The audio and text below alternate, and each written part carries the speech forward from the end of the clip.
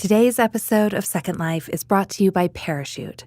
Parachute makes the most comfortable bed and bath linens. I personally own their linen sheets, which I am a huge fan of. I have a set in white, and I love them because they keep me warm, but they're also really lightweight and breathable, so they're pretty perfect for summer or really all year round. Plus, they seem to get softer and softer the more that I wash them, which is wonderful.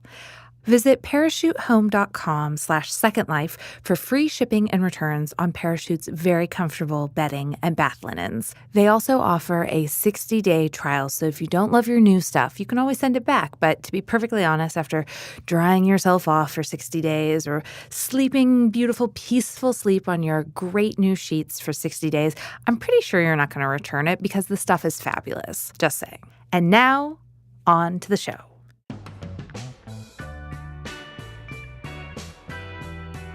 From MyDomaine.com, this is Second Life, a podcast spotlighting women who have truly inspiring careers. We're talking about their work journeys, what they've learned from the process of setting aside their doubts or fears, and what happens when they embark on their second life. Today's guest is someone who you all know very well, but maybe you haven't heard her whole story. I am so delighted to welcome powerhouse multi-hyphenate Lauren Conrad to the show. While Lauren might have gotten her start in TV on two of my favorite go-to shows back in the day, Laguna Beach and The Hills, she's one of the few people who have come out of reality TV and pivoted her career in a really brilliant way. Today, she's a New York Times best-selling author 8 times over. Plus, she's also the designer of her own line, LC Lauren Conrad, which is available at Kohl's, and a philanthropist who created the online fair trade store, thelittlemarket.com. Needless to say, Lauren's path from reality TV to real-world entrepreneur is unquestionably interesting and inspiring, which is why I am so thrilled she is here today. With no further ado, this is Lauren Conrad on Second Life. All right, Lauren. So, as always with this podcast, I like to start at the beginning because that seems like a very logical place to begin. What did you think you were going to be when you grew up? I wanted to be a fashion designer since the 3rd grade. Whoa. Yeah, no idea why. Just decided that. Did you know any fashion designers? Nope. The only thing I can think of is I had our next door neighbor was this really sweet woman who was an artist, and I would go over there after school sometimes, and she would sew clothes for my Barbies with me, and I think that's where I got it. I have no idea, but I just decided that and just never strayed. That's really amazing. It's weird. It's weird that I was like, this is what I'm going to do. But there are a handful of people, I think, and I actually also think that if you really trace it back, there are always seeds in that in your youth that point to the direction you're supposed to go. Yeah. I think it's in there somewhere. Yeah. I really liked art from a young age. My dad's an architect, so I was always I would go into his office and, he would let me render all of his drawings. And I don't know. I think that I was just well, this makes sense. I like art and I like clothes, so check. Figured it out. All right. So tell me about your first job, the one where you got an actual paycheck. My first job, I was I was either 11 or 12. I don't think that's legal, but it was. You were on payroll at 11? I think I was 12, 11 or 12. I don't know. But it was my parents, they really wanted a strong work ethic. And they were you need to get a job, You're in the 5th grade. Yeah. They also taxed my allowance. I had, yes. You had allowance tax? Yeah, I had to give 30% of it. Yeah. All right. Put it in a jar, and then at the end of the year, we would pick a charity and donate our taxes to that charity. So it was nice. I think they were really good with teaching me how to manage money. So, anyways, they were you need to get a job, and so in Laguna we have this thing called the Pageant of the Masters. I'm familiar with it. Oh, you know it, where people yes. cover themselves in plaster and paint and pose as artwork. It's really interesting to see. But anyways, I was an usher there. So I wore a little ribbon bow tie and handed out pamphlets. And I worked for an hour and a half every night, which joke was on my parents because they had to drive me there and back. So it was way more work for them than me. And I remember my dad was you're not doing this again. After summer, he was I'm glad you had a job, but you got to pick another one or find a ride. So when I was 16 or 17, I was worried about cheerleading practice and, probably pre-calculus and things like that. You started working also on a TV show. I did. Well, I was 17 when I signed up, but I think when we started filming, I had just turned 18. Did you have any sense of what it was going to be? Because you were really a pioneer in the reality space. No, I didn't. It was described more as like a documentary to us. They said they wanted to do a documentary about a group of kids who grew up in a small beach town. And actually they they casted a bunch of us and then they put together this little trailer, which is, I don't know who has this thing. It is nothing like the show that came out. And we were like, great, this looks awesome. We had no idea what we were doing. That's so interesting. So did you know early on, like what you were comfortable sharing or what you were not comfortable sharing? Because I think about when I was in high school, I was certainly like by my senior year, very over the top. I would have been a real mess. And I always felt like you really showed like this, you were very smart about your brand as a human. And that also might just be because you were probably a better teenager than I was. But you seemed very wise in your choices. Do you remember, was that purposeful, or was it just because you had a great upbringing and you were a nice kid? I tried to be a nice kid, but I think you're very aware that there's a camera there. It's never, there's, you're wearing a mic pack and there's 3 cameras pointing at you. So that doesn't go away. You're cautious with your behavior. You're not getting too wild on camera. Most people aren't. But there's also editing involved. You have to remember that. I think that they were kind to us, and we developed relationships with all these producers. I think when we got into the second season, they started separating us from editors, though, because they didn't want the editors to have relationships with us, because I think they made better television that way. It was like they didn't feel bad about showing stuff. So that's really interesting, though, how that changes over time. So then you went to college. I did. I went to San Francisco for a semester. Why did you go to San Francisco? I knew I wanted to be a fashion designer, so I kind of looked at my choices. I did the thing that like every kid did. It was like, get me out of this place. And so I was like, I'm going to go to a different place in California. I wanted to live in a city. I didn't really have I had kind of a different college experience because I was living there. Our show premiered, I think, my first week at school. And I was there Monday through Thursday, and then I would fly home to do voiceovers. No. Yeah. So because they made those episodes every week. So I would fly home, do a voiceover. I think at the time I had a boyfriend in San Diego. So then I would I would drive down to San Diego and just kind of hang. And then Monday I'd go back to school. So I was basically commuting. Wow. Yeah. And then what did you do after San Francisco? I was there for a semester, and then I transferred to FITM. And why did you decide to transfer? I didn't love San Francisco, and I think that part of it was because so much of my life was still here, and I was just tired of flying twice a week. It was just it became a lot. So I decided to try it here and have a little more consistent of a life. And how was FITM? I loved FITM. So I went to Orange County for a semester because I think the way I was transferring, I couldn't go straight to LA. And I actually met Hannah, now Scavarla, who's my partner and co-founder of Little Market there. And she was so nice to me. I came in, I didn't have any friends there. And I was ready to eat lunch in my car. And she was like, come have lunch with us. Was just so nice to me.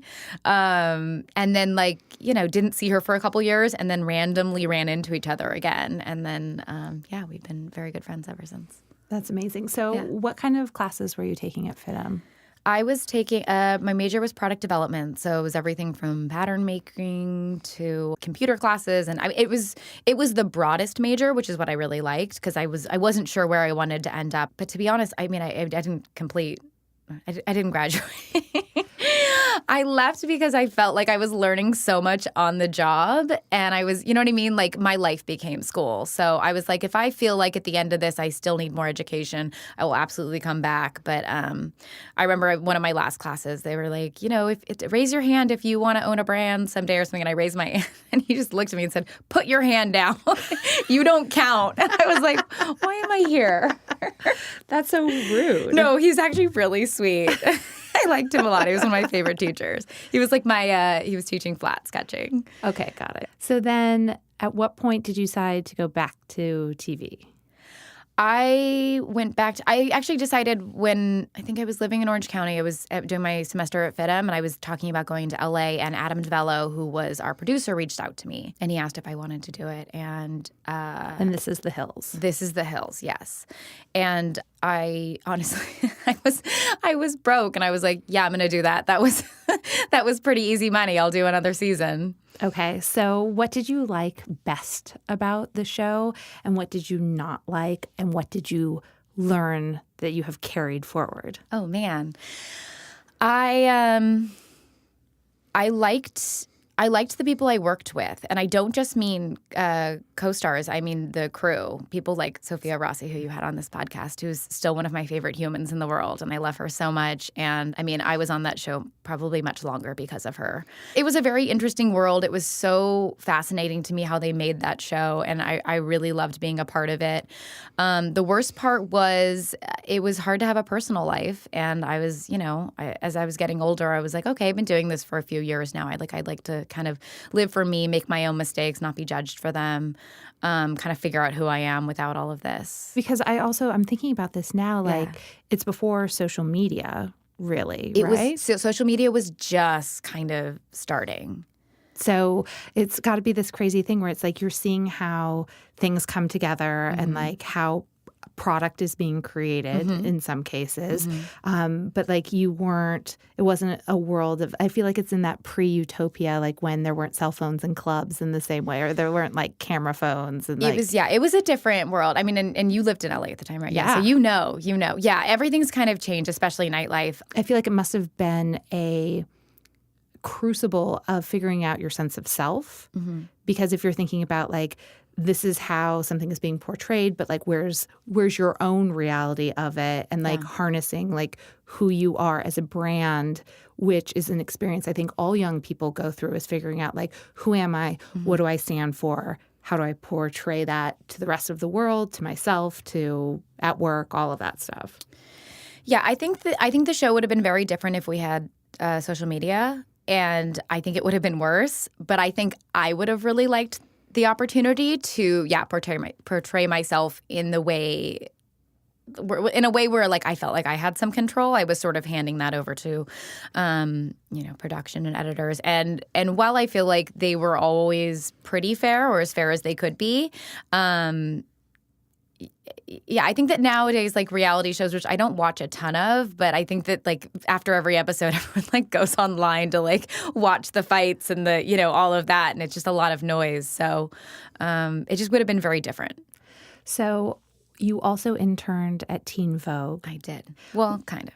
I mean, enough. Yeah. And I think one of the things that people don't really, I don't know, it doesn't seem like they don't give you enough credit for, is that I think that you put interning on the map in a way that it wasn't at the time. Because, I remember like the show was out and The Devil Wears Prada came out and you were interning. And so there was sort of a spotlight on the magazine publishing industry. And then you were interning. And I think that for a lot of people, I came very late to realizing that you could intern at places like this. When I was in college, I didn't know that you could intern. It just didn't really cross my mind. And then all of a sudden, I think people started getting really into the idea of internships because they saw like you can go and work somewhere and spend time at that brand and learn about it and all of that stuff. Did you learn anything from that experience that you... Oh, I learned so much. Just being in that environment, I learned all about, what goes into making a magazine. And it's helped me a lot. I mean, obviously, apparel is so closely related, and it taught me about marketing a line and what goes into all of it. It definitely gave me a thick skin. Yeah, I think it was like we were already interns, but then also, because we were a little inconsistent with how often we were there just because we were filming and it was like kind of, a couple times a week. And there were also other girls interning there a lot more. And I know sometimes they'd be like in the middle of a task. They'd be like, cool, can you move? And like hand this steamer to one of these girls. So they weren't super fond of us. So, yeah, thick skin pretty quick. It wasn't always like a welcoming vibe in there. Which is real. Yeah, absolutely. And definitely very real of that industry at that point in time. Yes. And you know what? And as far as an internship, I actually had a couple internships before then. I worked in a showroom downtown. I had a couple different ones, but I love interning. I actually always look at it as like a really long job interview because I've hired interns. I think that's what you should look at it. That's how you should look at the opportunities. Like I'm going in here and I'm going to work really hard, even if it's very simple tasks, because they're more likely to hire me than some person they don't know because they've worked with me. They understand like what I'm capable of and I'm willing to learn. 100%. And it also, I think, is one of the reasons I always encourage people to intern is it also will give you a sense of what that company is like. Mm-hmm. For example, I interned at one of the major fashion magazines, and I realized that magazine at that point in time with that company culture and that editor-in-chief and that department head was not for me. Yeah. And I would not have known that otherwise. And a job came up while I was interning there, and I did not apply for it because I knew that I was getting skills and I was learning and making connections, but I did not want to be there full time. And I wouldn't have known that if I hadn't spent some time interning there. Yeah, Okay, so we're getting to your second life now. Oh, okay. So you decided to leave the hills. How did you make that decision, and how long was it in the making?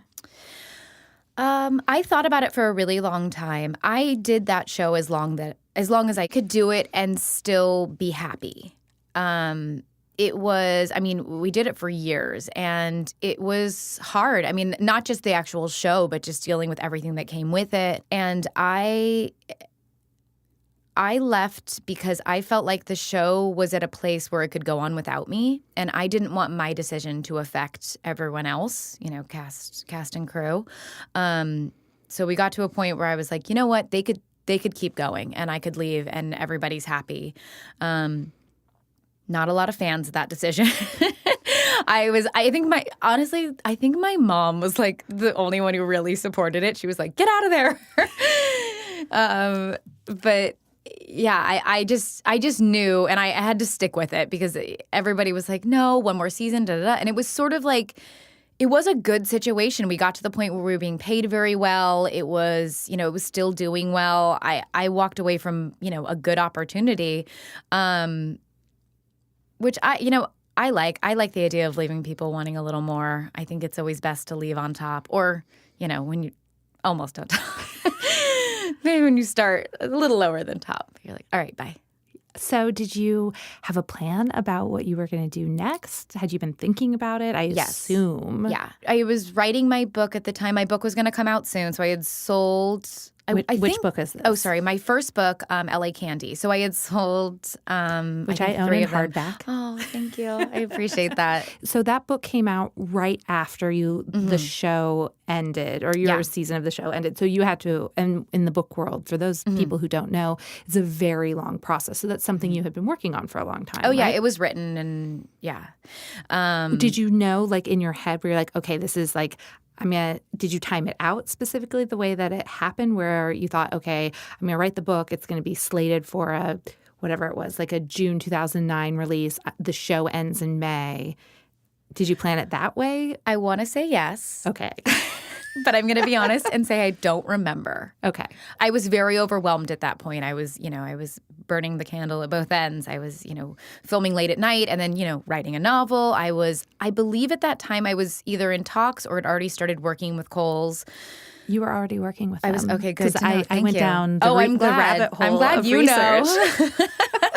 So yeah, I had a bunch of different stuff going on. So that was another thing that went into my decision making, was that I felt like I had other projects. But yeah, I was told by a lot of people, if you leave television, you won't have a platform. You won't be able. No, you need to figure out another project. You need to do something else. So you wanted to set yourself up for success afterwards. Yes. So I did that, and I think I vaguely remember it being like a conversation with Kohl's, us being like, we have to tell them that I'm leaving this show. So how did the Kohl's thing come around? And again, for those of you who, I'm sure all of you know all of this, but Lauren has a line for Kohl's that has been ongoing and ever expanding since 2009. Yeah, for a while now. I love Kohl's. So how did that conversation come about, and what did you want to accomplish with the line? Like, what were you excited about originally?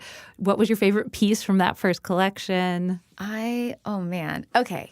Actually, I can tell you my favorite piece because I still own it. It's like it's a very thin sort of dolman sweater. And I remember at the launch party, I wore it as a mini dress, which was sort of a bold move. When I'm looking back, I'm like, that was a sweater. I just wore like an extra large. I mean, I wore like a slip underneath. But I was like, all right, I guess. I remember my first meeting with them because I had to fly out to Milwaukee. And it was like I took a red eye. There was a thunderstorm. We had to land somewhere else. Like we landed, I can't even remember where we landed, but it was like 6 hours away. We had to rent a car. And, like, I was sleeping in the back of it, like, arrived, like, 30 minutes before my meeting. And, like, So, like, hadn't slept. And I went in and I remember being overwhelmed by their offices. It's like Disneyland there. They're, like, buses from their parking lots. It's so huge. And kind of walking through and just leaving there being like, there's no way. There's no way I'm getting to work with them. So I was obviously pleasantly surprised. And we started out really small. I mean, I wasn't in all stores. It was a pretty small line. And, it's been so fun to grow it from there. I love that they're reached such a large audience. They do it at an accessible price point. Was that something that was important to you? Yes, it was. 'Cause I feel like you've always been really good at high-low dressing. It's something that people appreciate. And it's something, too, like, also not to backtrack to the shows too much, but you styled yourself for all of that, right? Yes, and did your own hair and makeup? Yes. I mean, I think there was a couple times we got our hair and makeup done, but it was like for events. And they would like show you getting it done. Yeah. No, we were doing our own. I mean, clearly we're doing our own hair and makeup. I don't think it's clearly. Really? Like, There were some rough moments in there. I mean, like all of us have, but even have not a great day and have professional hair and makeup, yeah, too. That's true. That's true. But I think that's something that's so amazing that is so disconnected from TV today or social media today. It's like the fact that you were doing all of it yourself is pretty amazing. Yeah, we also, I mean, like I said, when I started, I did not have very much money. So like season 1, there's a lot of Forever 21 in there because I was dressing myself. I had to buy my own clothes and you didn't want to wear the same thing too often, which I mean, I actually did. If I look back, I'm like, there was like a cuffed pair of 7s that I just, like this capri that I just wore the heck out of. Felt strong about that. But yeah, we were kind of doing it all on our own. So the Kohl's, though, it was important to you that it was something that was accessible. Yeah, I feel like I don't think that style should be exclusive to anybody. And I think that the more accessible you make it, the better it is. And it was always really exciting to me, especially when my first line came out, to see how people styled these pieces and how they worked them into outfits and whether they were dressing high-low or, wearing like a head-to-toe look. It was so exciting to me to see all these people, appreciating the clothes. We always talk about when we see our Target collection out and about, we call it Who, What, Where in the Wild. Like where I was getting pizza with my husband and one of my best friends the other day, and we were standing in line, and I nudged the two of them. I was like, that woman's wearing a What Wear collection. And we all got so excited, but it's just so crazy to see things out and about. And I think to your point, too, like it takes on a life of its own when you're like seeing how people will style things in ways that we never imagined. Yeah. I also feel super lucky because with Catherine and I, and we have this amazing team that we work with, but a lot of times like we have different bodies, different personal style, different points of view. So it allows us to say like, okay, well, we don't have anything that's like fitted at the waist and a full skirt, like a Hillary dress. Like we have to include one of those, or like Catherine wants more blazers or whatever it is. How do you work through design as a sole individual who is creating something for so many different people? Like, do you do you ever get into the trap of like realizing you're designing something that's like very you, but maybe isn't everyone? Or how do you work through that process? I think, I mean, one of the things that's really great about Kohl's is they know their customer. They know, I mean, I'm sure you deal with this with Target as well, which, by the way, I'm obsessed with the line. It's so good. And I recently, my husband's so sweet, but I was having like a really stressful week and just like so burnt out. And he was like, so we're going to go to Cabo this weekend. It was like on a Wednesday. And I was like, that's so sweet. And then of course I was like, but I have nothing to wear.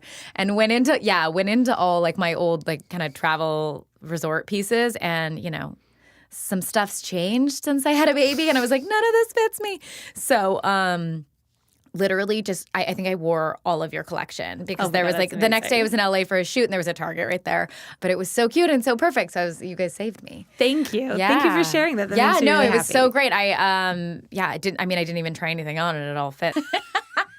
But anyway, going back to designing for other people. Yes. So Kohl's knows their customers. So obviously you have that data and guidance. Yes. And also like I love getting feedback. I'm a crazy person. I read all the reviews. I want to know. Like if we're doing a piece and, you know, consistently people are saying like, you know, it's hitting weird in the waist, it's whatever, you know, a little longer, a little shorter. I send screen caps to them and they want to kill me.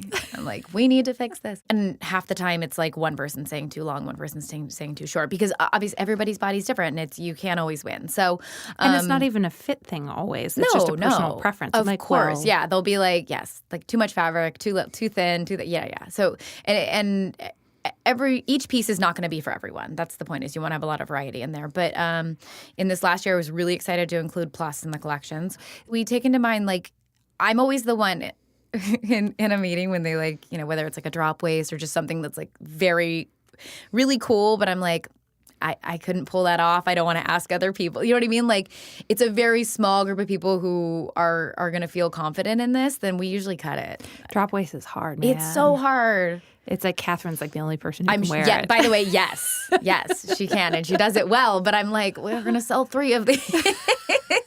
And they'll all look really good. But yeah, I think you want to keep that in mind. You want to make people feel confident in your clothes. That's the number one goal. So in 2013, you and your friend Hannah, who you spoke about earlier, founded The Little Market. Mm-hmm. What was behind your decision to create it, and can you tell people a little bit about it for those who don't know? So Hannah is one of the kindest people I know. For as long as I knew her up until we did Little Market, she worked for Human Rights Watch. I got to a point where I felt like I had kind of checked off a lot of my big goals, and I felt really good about where I was in my career. The one thing that I hadn't done is used my platform to make a difference. And so she, every once in a while, would take trips to Africa and visit different orphanages and just charities out there, nonprofits and stuff. So I asked to tag along on one of these trips, and I said, I'm looking for something. I don't know what it is, but I need to experience it. So went on this trip. It was amazing. It was life-changing. And every group I left, I was like, yes, like I want to help them. I want to help them. And so one of the things, she had also been a travel buddy of mine. So we had done, we had just taken a trip to Bali. We had kind of gone all over. And she, because I'd met her in FITM, she's also, she liked to go explore the little marketplaces with me and stuff. So we came up with this concept of like everywhere we went, there were female artisans. And if we could create a business that gave them a platform, then the amount of people we could help would be limitless. We could just keep on going. We wouldn't have to pick one group in this one country. We could just go all over. And I remember us talking about this like on like this really bumpy dirt road, and we were like trying to write down notes. It's like, this is great. And Hannah's the type of person where like you have that conversation and like anyone else would be like kind of forget about it. But like, yeah, I think like a year later we were doing it. And it's grown so much. It's been amazing.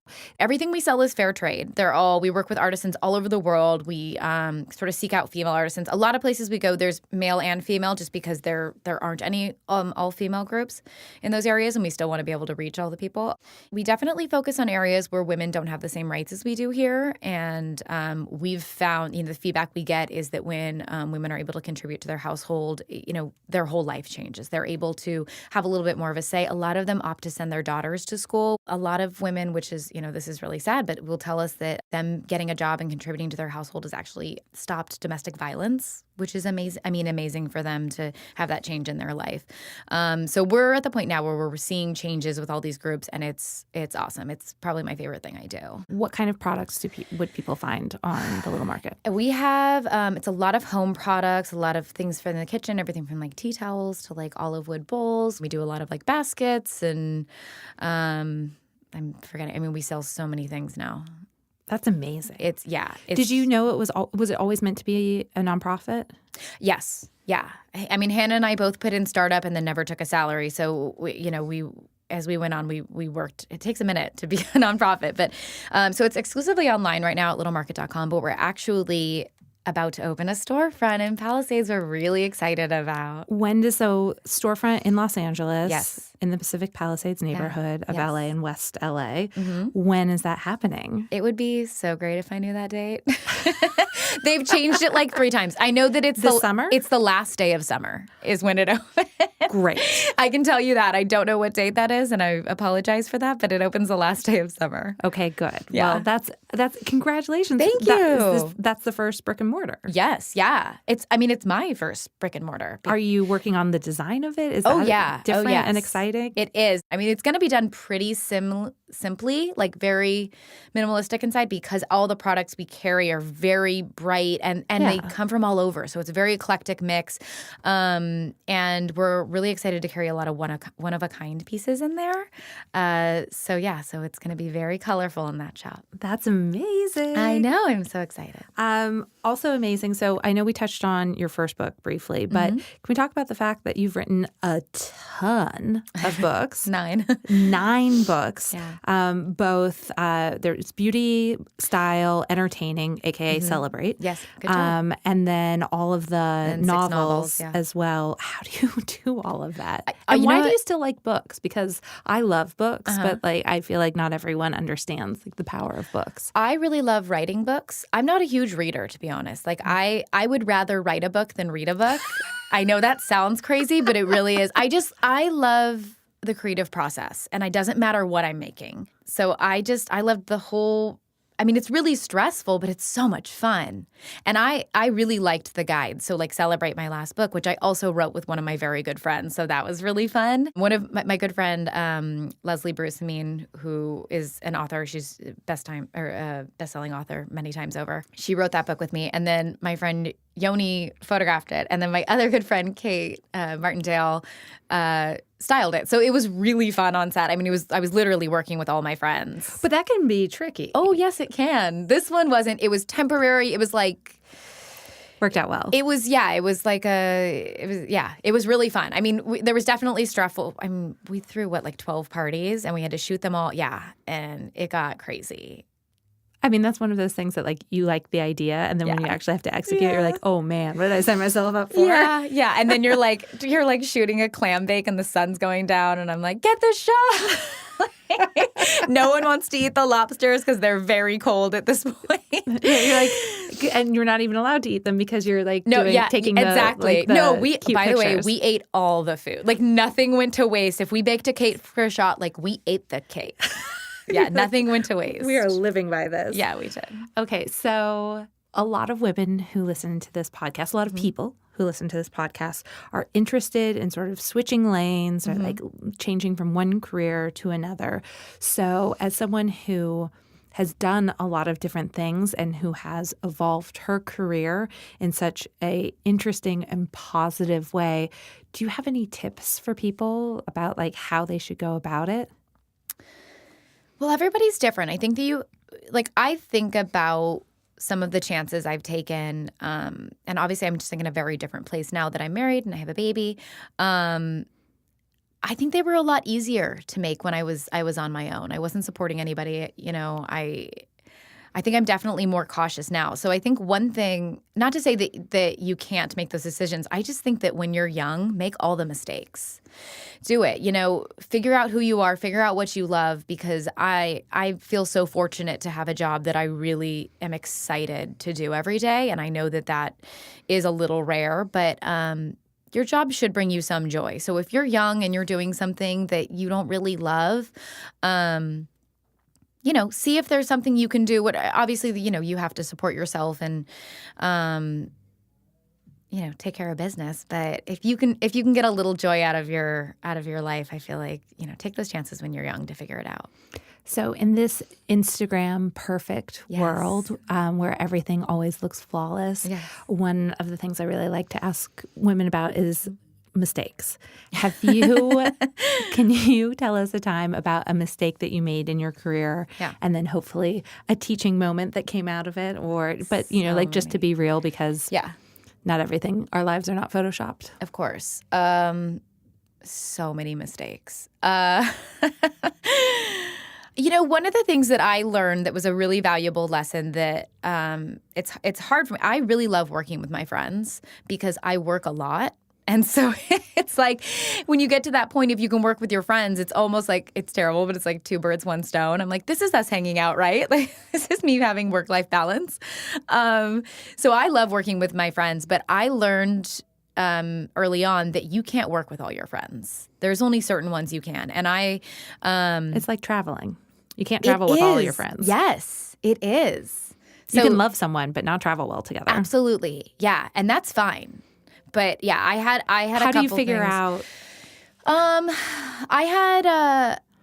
I started something with a couple of my friends actually, and we learned pretty quickly that we did not work well together.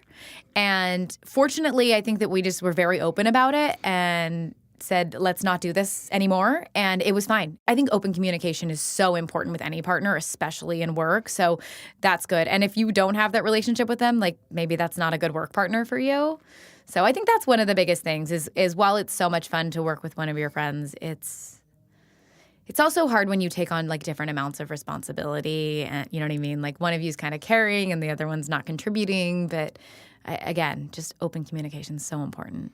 Which can be okay in some cases. Absolutely. But not if you have different ideas about how the workflow or load is going to be shared. I think you and Catherine are like this, where you really kind of take on different roles, which is great. Like I think that, like there's things with Hannah and I, we do completely different things. And she definitely puts more hours into Little Market than I do. Catherine and I always say that like the Venn diagram of our skill sets has very little overlap. That's good. And I think that's ultimately helpful. Yes. Everyone wants to do one thing that doesn't work out very well. Of course, yeah. So again, like I think that as long as you're really open about that in the beginning, then it's great. Yes. What are you most proud of that you've done thus far? I think the thing that if I look at a moment, it's probably that I got to show at New York Fashion Week. That was such a gift that Kohl's gave to me. I'll never be able to repay them for that. It was amazing. Just because that was my goal from when I was a little kid. So I felt like that was my I did it moment. And I'm still pinching myself. I can't believe that happened. But that was a very proud day for me. So last question. Okay. If you could go back in time and talk to 18-year-old you, what advice would you give your younger self? So this one's hard because I believe in mistakes. I think that everything I know now is because of a mistake I made. So I don't know that I would have really changed much. I would have been I would have worn more sunscreen. That's like destroyed my skin. I don't know that I would have changed much. I think I would have told myself to be a little kinder to yourself. Don't be so hard and so critical of the mistakes you make. But I'm okay with all my mistakes. That was entrepreneur, designer, and philanthropist Lauren Conrad. Thank you all for listening to this episode of Second Life. For more interviews with inspiring women like Lauren, head on over to MyDomaine.com, where we have so many more stories for you to peruse. This episode was brought to you by Parachute. Parachute makes the most comfortable bed and bath linens. I personally own their linen sheets, which I am a huge fan of. They're chic, they're minimalist, they're lovely. They make me feel like a fancy lady, and that's something I enjoy. Visit parachutehome.com/secondlife for free shipping and returns on Parachute's very comfortable bedding and bath linens. They offer a 60-day trial, so if for some reason you don't love your new stuff, you can just send it back. But to be perfectly honest, after spending 2 whole months rolling around on your fabulous new sheets or drying yourself off with your great new towel or enrobing yourself in your fancy new bathrobe, I'm pretty sure you're not going to send it back. But you can, because they do that. Isn't that cool? Parachute. Very comfortable bedding and bath linens. I'm Hillary Kerr, and you've been listening to Second Life by MyDomaine.com.